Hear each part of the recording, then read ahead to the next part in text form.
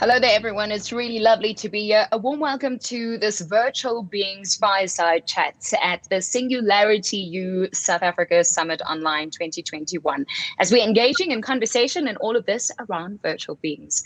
My name is Elana Afrika Bredenkamp, and it is really an honor to be here. Now, for those of you who don't know me, I work in television. I'm a radio broadcaster and a television presenter, a content producer, and I host one of SA's top podcasts.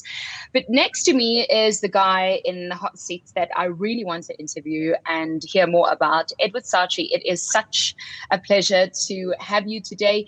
Edward is a Forbes 30 under 30 recipient for his work creating social and data technology for the 2008 and 2012 Obama campaign.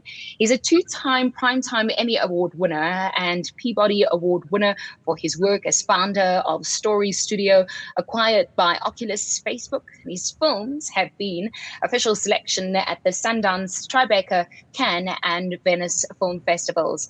His current startup has raised $15 million to build AI characters and is partnered with OpenAI and Epic Games. A warm welcome, yay! Hey everyone, nice to be here. The conversations are unreal, and the things that I see online are wonderful and intriguing. And I don't want South Africa to ever stay behind. And so I think the first question, which would be fair, would be for our audience, the notion of virtual beings. Please unpack what that is. Yeah, so a virtual being is a virtual form of us. So that could be anything from an avatar of you or of me in a video game world, in a metaverse, all the way to a avatar that actually has an AI that is powering it and communicating with us. And whether that's over Zoom or in a metaverse world powered by AI like GPT-3 or Facebook AI or Google AI. So it's the whole range from versions of us that we're powering in a video game to avatars of AIs. Immediately, I start thinking of connectivity. I start thinking of intimacy when one talks about a being, right? But what do you think about creating AIs of people who are dying? Yeah, no, I've thought about that quite a lot, and I think there's I think beyond just the societal ethical issues, I think anyone who wanted to do that, as I think all of us in some way do want to hold on to our loved ones, would need to think about the natural grieving process, how important that is, and whether that would undermine it. On the other hand, my mum is not here anymore. And I would love my grandchildren to, meet their great grandmother, to hear from her, to know what she was like, to be able to share that with someone. So I think there's a couple sides to it. Somebody, if a family member is dying, recording them and creating them as AI for future family members, I think that's terrific. But I would also think, for oneself, make sure that that the grieving process, which is natural and important, isn't being stunted. What do you think about NFT avatars? Yeah, I think this is just completely a huge area. So for those who don't know, NFTs are non-fungible tokens, and it allows us to have ownership over digital assets. And it started with things that I think a lot of people couldn't quite get their head around why this was valuable. For example, Jack Dorsey's tweet going for several million, first tweet going for several $1 million, or JPEGs of works of art that already exist in the real world. And I myself also don't find that super interesting. What I have found more and more exciting and interesting is that NFTs open up the ability for communities to work together around particular, in many cases, avatars. So the Bored Ape Yacht Club is a great example where People purchase an avatar that kind of shows their ticket to being in this community, and then they work. They work to make the avatar and the community more valuable by creating movies, by creating 3D versions of this 2D character, by creating video games that the characters can be in. So it becomes more of a commune. I'm not sure people think of Bored Ape Yacht Club in the kibbutz version, but there's a little bit of that, it creates a cooperative where everyone's mutually incentivized to work super hard. And I think as somebody who's worked with folks from Pixar, from Lucasfilm, from Valve, having something that's more democratic, I think could be very powerful, where you're a member of the club and you work in tandem with others in a cooperative way. I think that could be very powerful for creative expression. Well, it is powerful, and it creates this whole world where you feel almost committed and you want to be part of it. Which brings me to this. I mean, is the metaverse the future of the internet? Yeah, so Mark Zuckerberg talks about the embodied internet. Yes. Matthew Ball talks a lot about how the metaverse doesn't exist today. It's being formed, but it will take many years for us to go from what we have today, which is several video games where people are either murdering each other or building castles, so Minecraft and Fortnite, to go from that to a place where you wake up at 6 a.m., at 8 a.m., you're kind of in the metaverse. That's where your job is. You have a party with your friends after work in the metaverse, and then you go to sleep. It sounds very dystopian, obviously, but there's something very interesting about the kind of the opportunity for connection with people beyond just those we live within a couple miles of. So I think the future of the internet is to become embodied.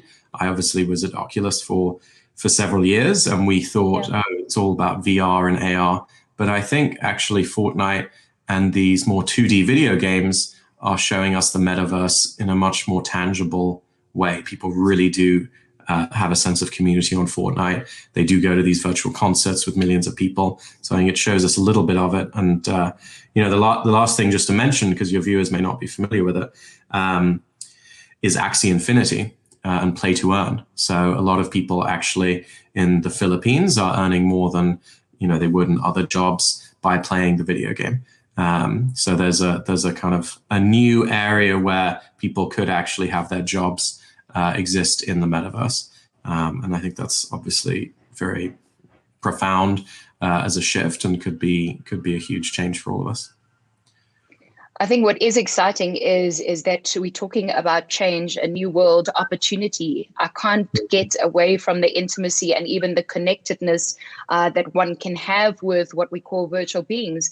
It brings me to this, that it feels like there's a lot of emotion that one can connect to virtual beings. Is that something that is being discussed, or are we thinking about what can be created, or are we thinking of only the future? But immediately I feel a sense of attachment.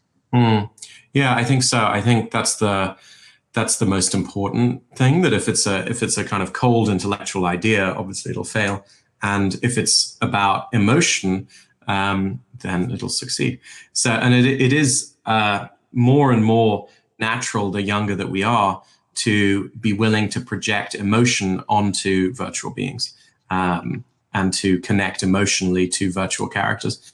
Actually, right now there's a show on Fox that is an avatar singing competition with Grimes, where you're kind of connecting emotionally to the avatar, and connecting with that character. You don't actually really get to see who that person is for a lot of it. So I think that resonates for many people who have built relationships over the internet. I, for example, have gotten to know many people who are, I'm going to sound mad, gotten to know many people through their avatar. And then when I meet them in person, it's very dissonant. And I would actually prefer to be wearing glasses. I know it sounds terrible. I'd prefer to be wearing glasses so that I only ever had to process their avatar. I know I sound crazy, but I'm just trying to, be honest about my feelings. Yes. And if it's affecting me, I'm sure that it'll affect others. So it's one of the first moments where I've actually felt this world of AR, augmented reality, of avatars. We spent so long at Facebook and so many tens of billions of dollars and all that. But actually, these simple images are creating much more emotional connection for people, to their Bored Ape, to other people's Bored Apes. So I think it's certainly something for Zuck to pay attention to as we shovel more billions of dollars into Oculus. Maybe there's more to learn just from a hand-drawn ape. I mean, there's I think we're so hungry for information, and keeping in mind where we are in this time, it is no wonder that we're finding pleasure in other things. I don't judge your response to people's avatars at all, because let's face it, we are in a world where we have started engaging online even more than before, and it might seem more appealing than humans, because humans have got different emotions that might put you in a different space. So I wouldn't judge your feeling towards avatars and this artificial intelligence world at all. I think it is wonderful that we can create another layer and even another emotion to all of this, which brings me to this. I mean, how much privacy do we have?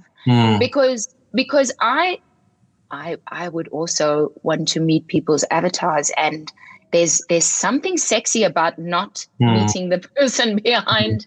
Well, that's what I thought. I went to this dinner with all of these crypto punks, and it was like, oh my God, we're all just like very, very kind of, I mean, I'm not going to say people. You're one of the few people with a crypto punk that I know, though, by the way. So I know, right? Well, any avatar, you get to know them as avatars, and then you're meeting people. I mean, they're all lovely, and it was a lovely dinner, and I'd love to see them again. But it was just so real in like not a cool way, compared to, as you say, the kind of, I don't even know if it's mystery, it's just sort of purity, right? Because it's like a crypto punk or a Bored Ape.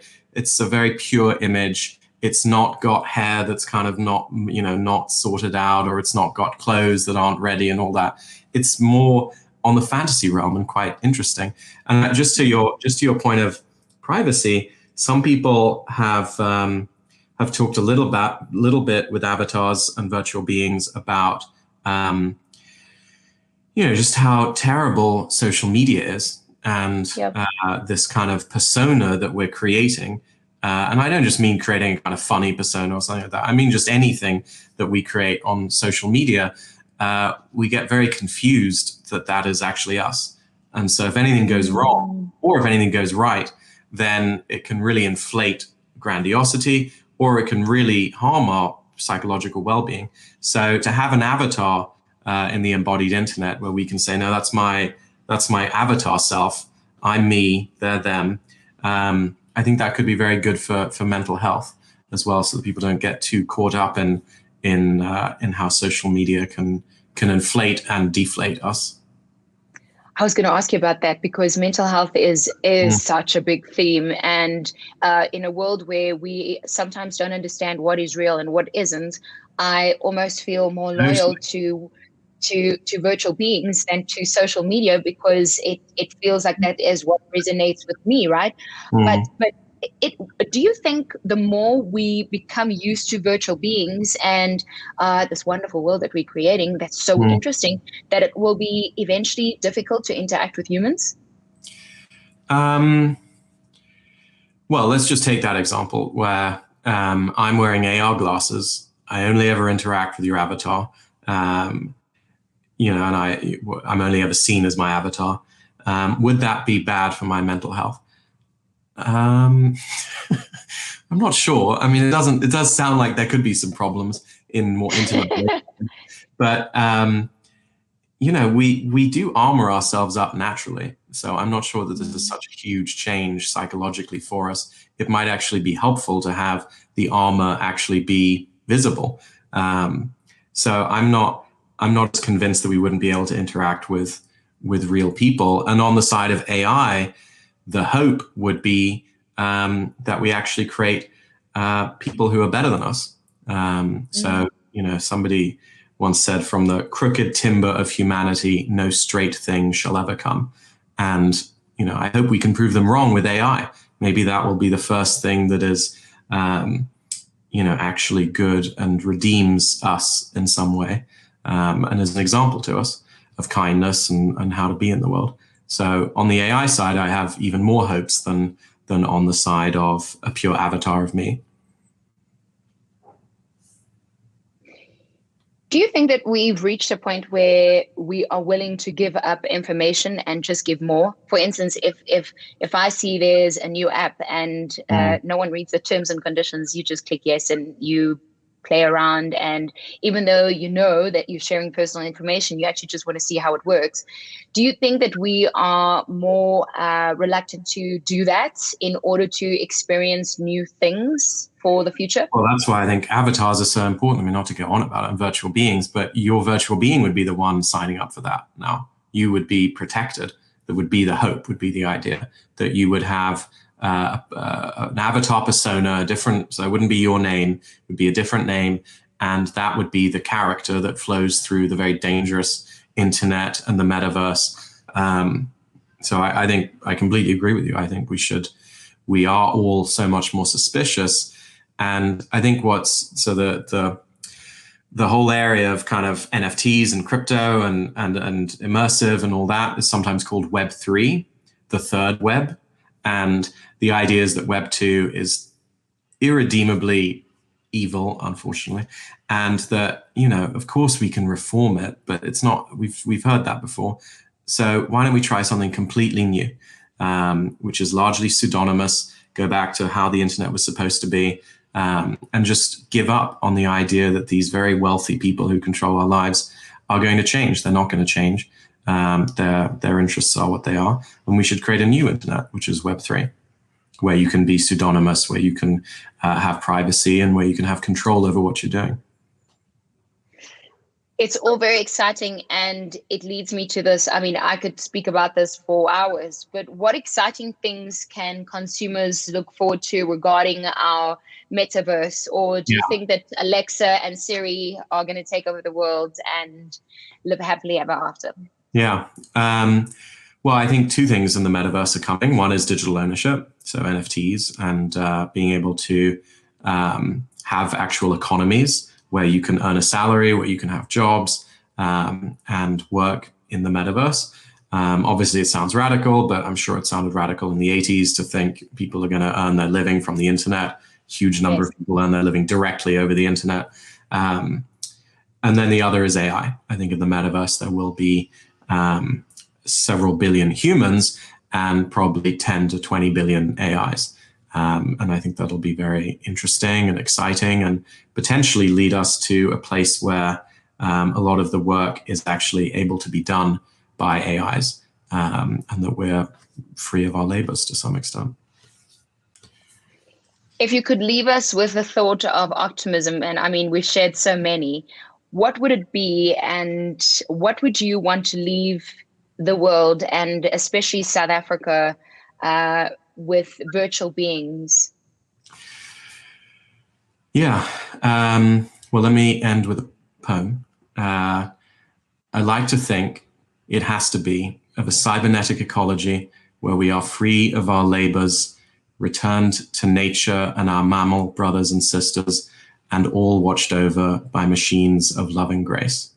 So hopefully that will be a little bit of hope for us of where it could end up. I think this is incredible, and I think you are a superstar, and thank you so much for your time. Edward Saatchi, it has been a pleasure chatting with you. My name is Ilana, and you have to have a good night. You too. All right. Thanks so much.